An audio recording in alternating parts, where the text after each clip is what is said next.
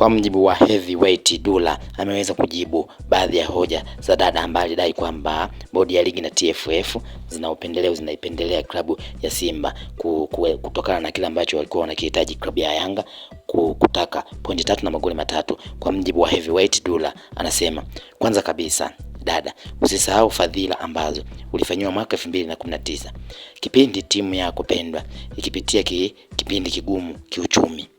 Bodi ya ligi hii ilikupa uhuru wa kujipangia uanze wapi kucheza mechi zako, na ulicheza michezo 14 kati ya 19 ya mwanzo katika jiji la Dar es Salaam kwa sababu tu hukuwa na hali nzuri kiuchumi. Hiyo pekee ni busara kuwa ilitumika na ilikuwa faida kwako. Ni vile tu Simba walikuwa na kikosi bora zaidi msimu ule. Kisha fikiria ni msimu huo ambao pengine unaweza ukawa msimu ulikuwa na ratiba ngumu zaidi kwa upande wa Simba, akicheza mechi kila baada ya siku 2.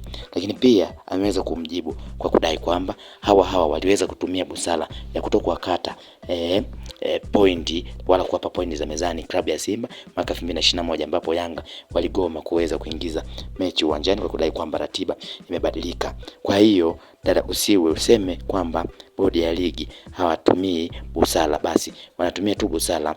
Ndio maana waliweza kuwabeba kipindi hicho mkiwa na hali ngumu kiuchumi, yani katika michezo 19 michezo 14 ya mwanzo ilichezwa katika jiji la Dar es Salaam kwa kuwa walikuwa hawana uwezo wa kuweza kusafiri, hivyo wakatumia tu busara kwa kuwa hata kanuni haziruhusu mechi 19 kuweza kucheza za mzunguko mmoja kucheza katika uwanja mmoja, hivyo walitumia sana busara. Kwa hiyo ukisema hawana busara, basi usisahau ya nyuma ukakumbuka ya sasa tu. Waliweza kutumia busara sana kipindi hicho ambacho mlikuwa hali mbaya kiuchumi na timu yako pendwa.